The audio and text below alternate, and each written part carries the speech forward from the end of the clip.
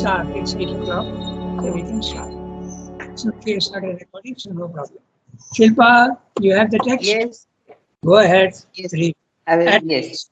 Yeah. At first, however, the Gita takes up the Vedic statement of the idea of sacrifice and phrases the law of sacrifice in its current terms. This it does with a definite object. We have seen that the quarrel between renunciation and works has two forms: the opposition of Sankhya and Yoga, which is already in principle reconciled, and the opposition of Vedism and Vedantism, which the teacher has yet to reconcile. The first is a larger statement of the opposition in which the idea of works is general and wide. The Sankhya starts from the notion of the divine status as that of the immutable and inactive Purusha, which each soul is in reality, and makes an opposition between inactivity of Purusha and activity of Prakriti. So its logical culmination is cessation of all works. Yoga starts from the notion of the divine as Ishvara, Lord of the operations of Prakriti, and therefore superior to them. And its logical culmination is not cessation of works, but the soul's superiority to them and different even though doing all works. In the opposition of Vedism and Vedantism, works karma are restricted to Vedic works and sometimes even to Vedic sacrifice and ritualized works, all else being excluded as not useful to salvation. Vedism of the Mimamsakas insisted on them as the means, Vedantism taking its stand on the Upanishads looked on them as only a preliminary belonging to the state of ignorance, and in the end to be overpassed and rejected, an obstacle to the seeker of liberation. Vedism worshipped the devas, the gods, with sacrifice and held them to be the power who assist our salvation. Vedantism was inclined to regard them as the powers of the mental and material world opposed to our salvation. Man says, the Upanishads are the cattle of the gods who do not desire men to know and to be free. It saw the divine as the immutable Brahman who has to be attained not by works of sacrifice and worship, but by knowledge. Works only lead to material result and to an inferior paradise. Therefore, they have to be renounced. Therefore, they have to be renounced. This is not Srebdo's idea at all. It is the idea of the inferior Vedism. Okay. So, let us look at what he's saying. It's a little, he has gone into the old um, knowledge of the philosophies. Okay, he is talking of the Sankhya philosophy, the Mimamsa philosophy, and the Karma Yoga. Okay, so what is the difference? So as we read, we will make things clear. Okay. At first, however, the Gita takes up the Vedic statement of the idea of sacrifice and phrases the law of sacrifice in its current terms. Phrases is a verb, okay? It's not a noun. And he's saying it puts it in the language of the law of sacrifice. That's what it means. So the Gita has to now explain what the Vedic statement is. Because if you remember, the Veda at one point says that the Vedism is absolute ignorance. It goes very far. Okay, they are only interested in material gains. So now it has to explain what it means by the statement. Because in elsewhere, in another place, the Gita gives a huge amount of respect to the Vedas. So we should not think that it is decrying the Vedas. It is actually criticizing the users of the Vedas for a specific kind of work. So the ones who use the Vedic mantras for material gains in the world, that it is condemning. Gita is condemning. But if you use the Veda, this sacrifice, the mantras of the Veda, as an offering to the divine, and don't ask for any material gains, but only do it as a sacrifice to the divine, of course, expecting liberation, that the Gita approves. Okay? So keep that in mind. So now we start looking at what it means. This it does with a definite object. And the object is to reconcile reconcile Sankhya with Karma Yoga. Because the Sankhya is saying that you have to separate yourself from the body, mind, life and do as little work as possible in the physical world, because the works are going to give you desire and attachment if you remain in the world. But the yoga says, no, we can use the works in the world to make it a sacrifice. And if we do that, then we can get liberation also. Okay, that's what they hold. So the difference between the two is that Sankhya is saying, don't do works because it will give you attachment and desire. So renounce the works in the physical world. Yoga is saying, no, not at all. We can use the works as a step ladder. We can use it as a springboard to go to the divine. And what is the renunciation then? Renunciation of the desire in the mind. That is the important thing. There is an outward physical renunciation, which the ascetic does. He renounces the world and goes away. So, this Karma Yoga says that is not necessary. You need not give up the physical world. You can remain in the physical world and still do works, because you have cut the link of desire and attachment and ego in the mind, in the vital. Psychological renunciation. And if you do the psychological renunciation perfectly, then there is no need to stop action in the physical world. You can continue to do what you are doing. The difference is, as I said, we use a very interesting image of the eating the rasgulla. Rasgulla. It makes it very clear. Okay. The Karma Yoga is saying, if you use rasgullas, you will get attachment to it and you will have desire to eat more. So give it up. Karma Yoga is saying, I will give up the desire to eat. Whether I eat or not is not important. I will give up the desire in the mind. And if I have managed to succeed in that, suppose I have no desire in the mind, whether I eat the rasgulla or not is not important at all. That's the difference between the two. Okay? And the Gita supports the second one. The Gita says also not necessary to give up physical works. Even the Isha Upanishad also says that. Na karma lipyate nare. Action does not necessarily bind you to works. It does normally to the normal man who does not do action as a sacrifice to the divine.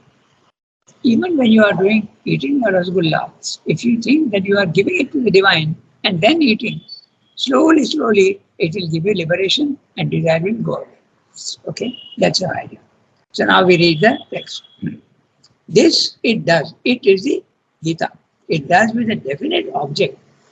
We have seen that the quarrel between renunciation of works has two forms.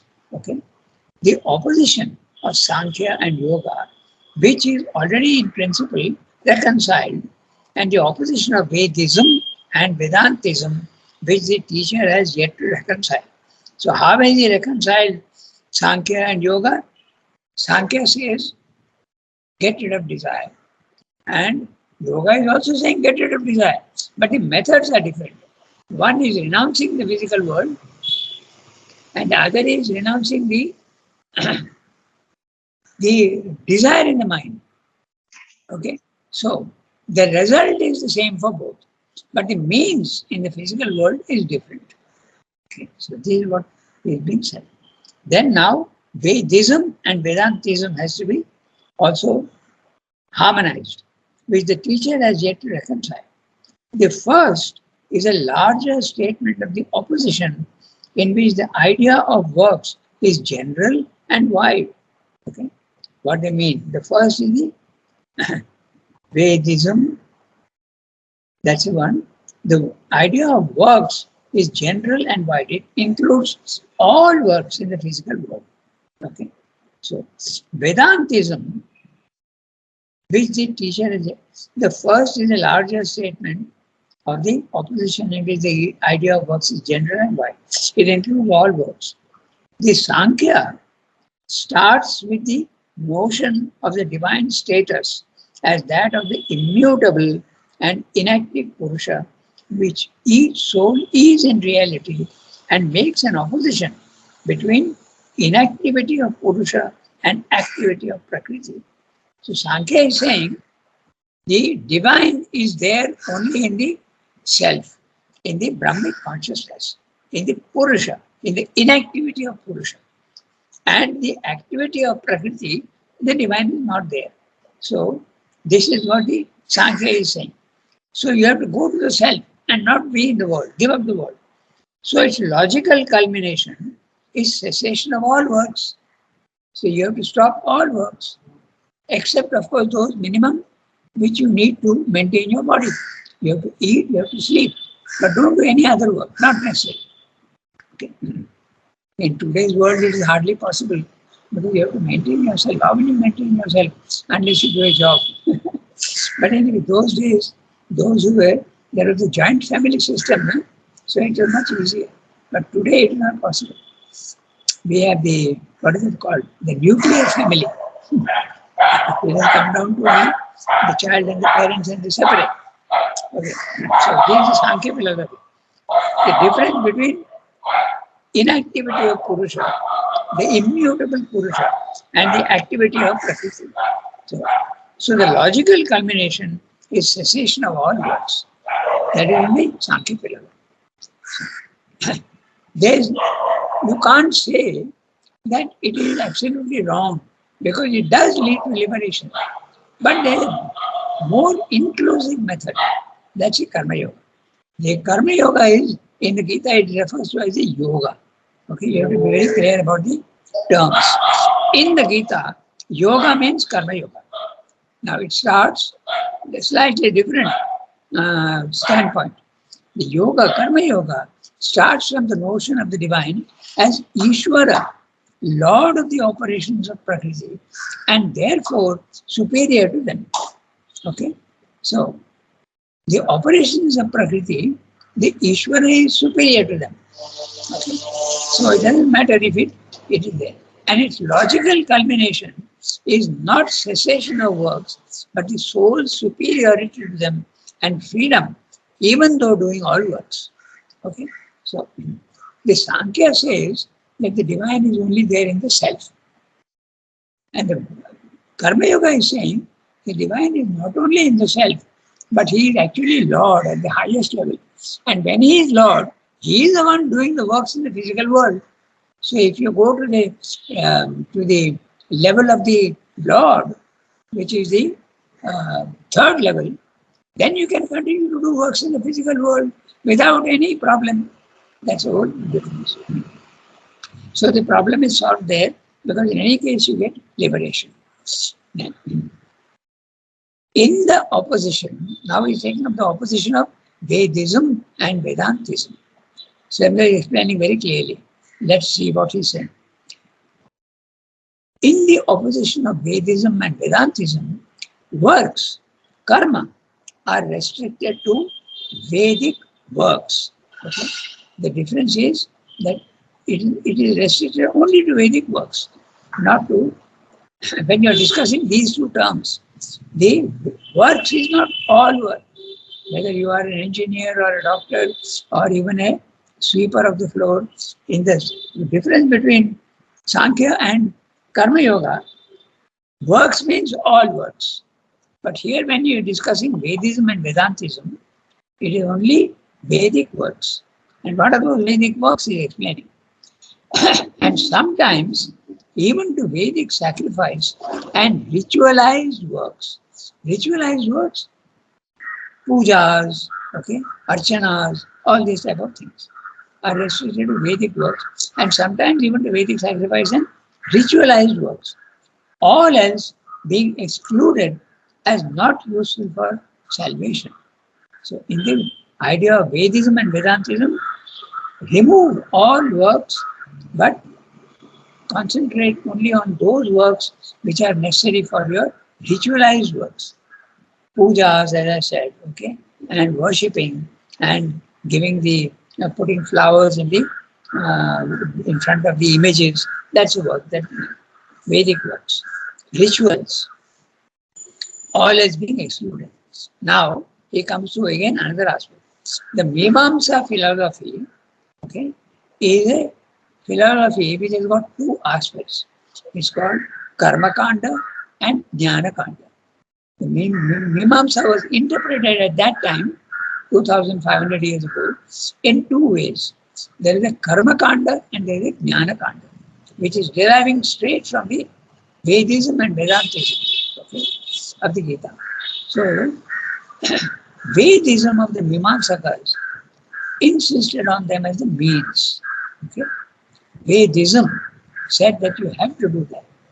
Vedantism, taking its stand on the Upanishads, looked on them as only a preliminary belonging to the state of ignorance, and in the end to be overpassed and rejected, an obstacle to the seeker of liberation. So works in the physical works are not to be done. And Vedism, the Mimamsakas, you have to use them as a means. The Vedic sacrifices, ritualized works. Whereas Vedantism, which looks on the Upanishads, says it is not necessary even to do those type of rituals. Okay, so there's a difference. In other words, Vedism insists on doing the rituals, whereas the Vedantism says not necessary. And this is the difference between the two. One leads to the knowledge aspect, and the other leads to the enjoyment aspect. Okay? So these are the two differences. Looked on them as only a preliminary, belonging to the state of ignorance, and in the end to be overpassed and rejected, an obstacle to the seeker of liberation. Vedism, okay, worship the devas, the gods, with sacrifice and held them to be the powers who assist our salvation. I'll make it even more specific. Vedism means those who are worshipping the gods. Okay, you are worshipping very often Ganesha. Ganesha is only a god; he is not the supreme divine. Okay, remember that. So the Vedism says we consider gods are the givers of boons, so we will worship them, but they are at a lower level. Okay, so Vedism worship the devas, the gods, and the gods can be there even in the mental worlds. They are even there sometimes. They are used in a very loose way. The devas, they are there even in the higher vital worlds. So they are to be worshipped with sacrifice and held them to be the powers who assist our salvation. They will help us. Vedantism, that's the Upanishad, the knowledge aspect, was inclined to regard them as powers of the mental and material world. There you are, at a lower level. The gods, they are using the word God, but don't get confused. The gods are lower beings and the divine is the highest. Okay? Very clearly you have to make a distinction between the two. The gods are lower. Okay? So, with sacrifice, there is one. Yeah. Vedantism was inclined to regard them as powers of the mental and material world opposed to our salvation. Sometimes they don't want you to go beyond themselves. Men, says the Upanishad, are the cattle of the gods who do not desire man to know and be free. Okay? So, it saw the divine as the immutable Brahman who has to be attained not by works of sacrifice and worship, but by knowledge. So, Vedantism goes through knowledge, Jnana Yoga. Okay? So, works only lead to material results and to an inferior paradise. Therefore, they have to be renounced. So, no works at all, not necessary. That's it. Vedantism. Okay. So, now we can go to the next one. I think it's clear. The Mimamsakas, as I said, there is a Karma Kanda and there is a Jnana Kanda. The Karma Kanda is the one that says Vedism, do the works of sacrifice. And The Jnana Kanda is Vedantism. It says that no, it's not necessary to do anything. You have to get only knowledge. And don't do works in the physical world. Okay, that's the difference. All this is not so important.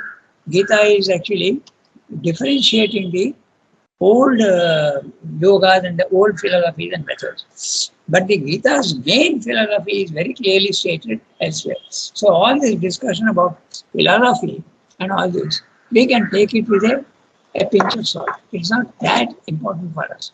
But to understand the Veda, yes, it is important. But for the application of Gita in the physical world, these discussions are not really necessary. Okay, so now we read the last one. Pallavi has to read. They have got 15 minutes. So we've got more than enough time. 15, even slightly more than 15. So we can finish the chapter today. Pallavi, you read? Yes, Ranganath. Yeah, go ahead. The Gita resolves this opposition. The Gita resolves this opposition by insisting that the Devas are only forms of the one Deva, the Ishvara, the Lord of all yoga, and worship and sacrifice and austerity. And if it is true that sacrifice offered to the Devas leads only to material results and to paradise, it is also true that sacrifice offered to the Ishvara leads beyond them to the great liberation.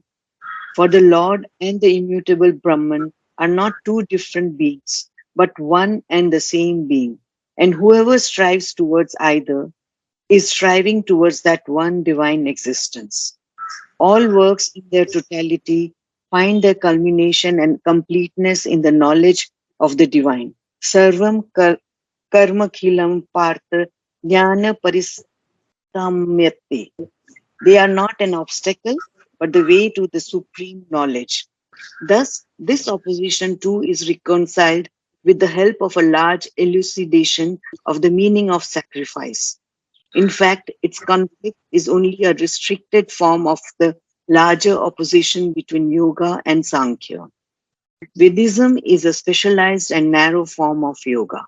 The principle of Vedantists is identical with that of the Sankhyas, for to both the movement of salvation is the recoil of intelligence, the buddhi, from the differentiating powers of nature, from ego, mind, senses, from the subjective and the objective, and its return to the undifferentiated and the immutable.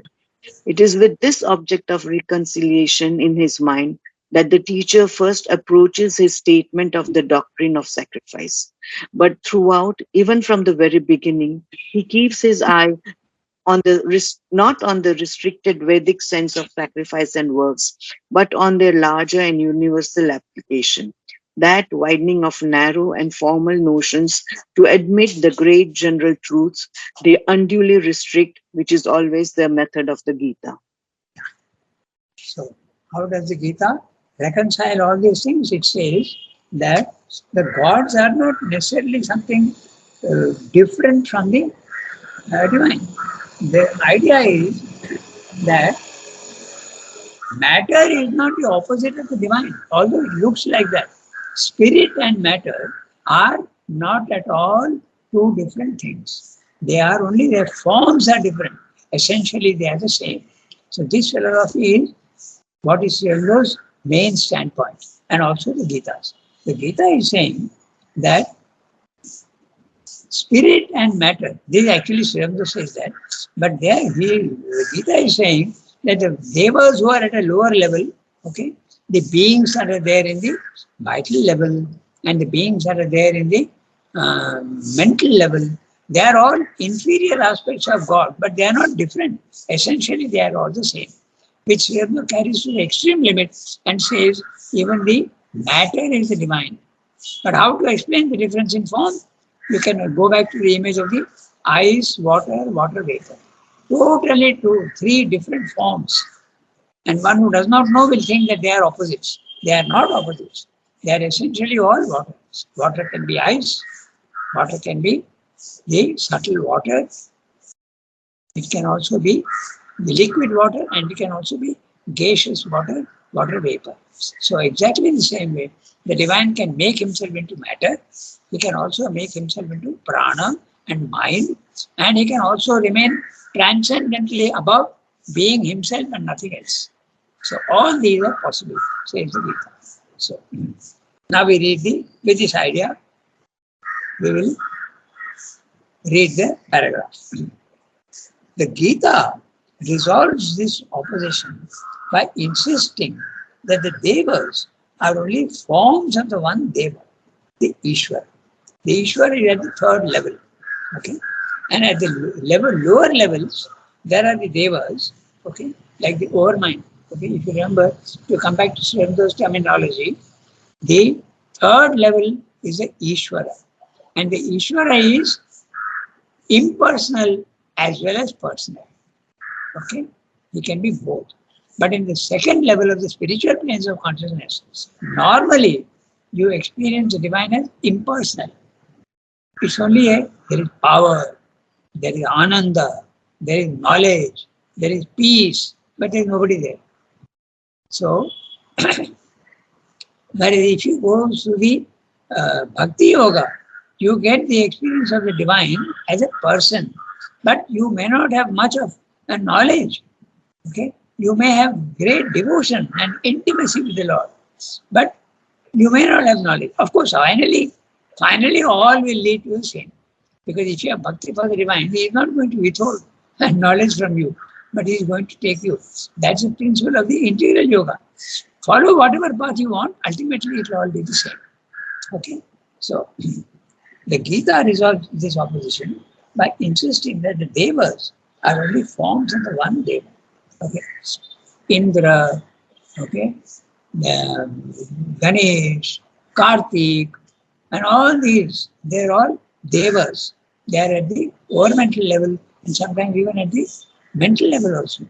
There are beings, all these beings are there who are semi-divine. The angels, the kinnaras, okay, the Gandharvas, they are all semi-divine creatures. So the Vedism is insisting on that. Whereas the Vedantism is saying, no, go to the Ishvara level. And from there, you will be able to continue to work in the physical world. That's the difference. I read each sentence now. The Gita resolves this opposition by insisting that the Devas are only forms of the one Deva, the Ishvara, the Lord of all yoga and worship and sacrifice and austerity. And if it is true that sacrifice offered to the Devas leads only to material results and to paradise, it is also true that sacrifice offered to the Ishvara leads beyond them to the great liberation. Both are different stages of the liberation. Of course, the Ishvara is the highest level, and that's the most satisfying. That's why Srimad also says you have to go to the supramental level. So, for the Lord and the immutable Brahman are not two different things. The Lord is level 3, okay? And the immutable Brahman is level 2. This is the spiritual planes of consciousness. And the Gita is saying are not two different things, but one and the same being, only in different form, that's all, at a lower level. And whoever strives towards either is striving towards that one divine existence. Okay? Whatever level you are, ultimately you will go to that last one. All works in their totality find their culmination and completeness in the knowledge of the divine. Now he is quoting from the 4th chapter, the 33rd verse. Sarvam karma kilam partha jnane parisamapyate. So all works, okay, karma kilam, akilam, all, total, every work that you do, sarvam. There is no need to remove certain types of works. Even if you are a football player, okay, no problem at all. Or a sweeper of the floor or a cook. Everything can be used for the liberation. Partha is Arjuna. Jnane parisamapyate. So whatever work you are doing, ultimately it will all end in knowledge. That's what it means of the divine. They are not an obstacle. This is also what the Gita also insists. There are many philosophers who say, no, very difficult. If you want to do works, you automatically you will get desire and attachment, and the ego will be there. Is there a truth in that? Largely, yes, there is a truth, but it's not an absolute truth. You can do works with detachment, not necessarily attachment. But the way to the supreme knowledge, they are not an obstacle, but the way to the supreme knowledge. If you continue to do works, thus this opposition too is reconciled with the help of a large elucidation of the meaning of sacrifice. This sentence is the indication that this is what he is going to take up in the next chapter. The meaning of sacrifice. What do you mean by sacrifice? Okay? It is not simply pouring ghee in a fire and reciting mantras and going on putting. That is not sacrifice. That's the outer form of the sacrifice. But there is another sacrifice, turning everything and doing it for the divine. That is the meaning, and that we'll see in the next chapter. The next chapter is the significance of sacrifice. What is meant by yajna? So, thus the opposition to is reconciled with the help of large meaning of sacrifice. In fact, its conflict is only a restricted form of the larger opposition between yoga and Sankhya. So, this is what he's saying. There is not much of a difference between the two. It's only a question of level. Vedism is a specialized, narrow form of yoga. Vedism, narrow form of yoga. The narrow form is do only works which are relevant to the pujas and the gods, worship and sacrifice. But yoga says all works can be included. So it's a larger form of Vedism, and Vedism is a narrower form of yoga. That's all. The principle of the Vedantists is identical with that of the Sankhyas. For to both, the movement of salvation is the recoil of the intelligence. Okay, if you want liberation, get away from your body-mind life. That's what it's saying. The buddhi, from the differentiating powers of nature. And what are the differentiating powers of nature? Ego, mind, senses. From the subjective to the objective. Get away from that. And it's return to the undifferentiated and the immutable. The undifferentiated featurelessness and the immutable static condition.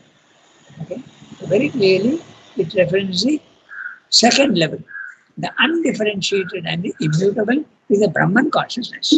So, you have to get away from your ego. Differentiating powers of nature are ego, attachment, and desire. And they are all lodged in the body, mind, and senses, from the subjective to the objective. And its return to the undifferentiated.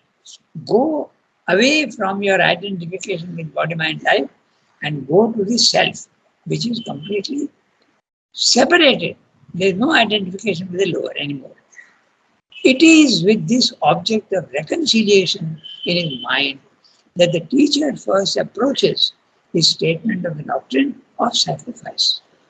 But throughout, even from the very beginning, he keeps his eye not on the restricted Vedic sense of sacrifice and works, but on their larger and universal application. You can do all works. That's what the Gita is saying. That widening of narrow and formal motions to admit the great general truths they unduly restrict, which is always the method of the Gita. You can do any work you want, and still you can get liberation.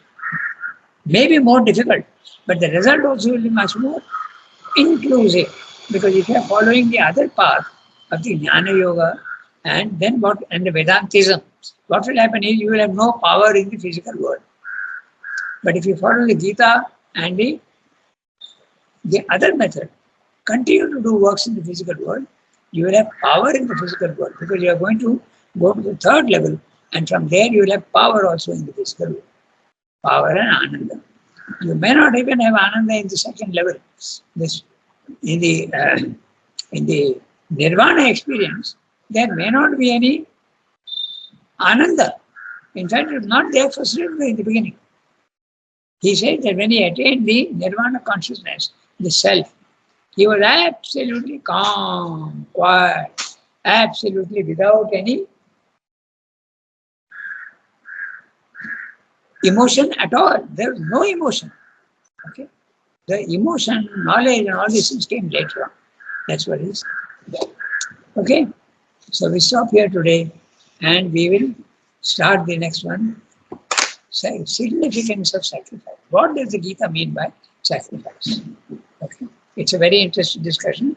Normally, when you say sacrifice, you have the idea that something very precious to me has been given away.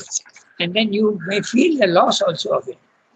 Okay? You may feel the loss, you may not feel the loss. But that is not the sacrifice. Okay? The sacrifice is turning all that you do, think, and emote to the divine. That's what we mean. So that's what we will do. Page 107, chapter 12. Okay?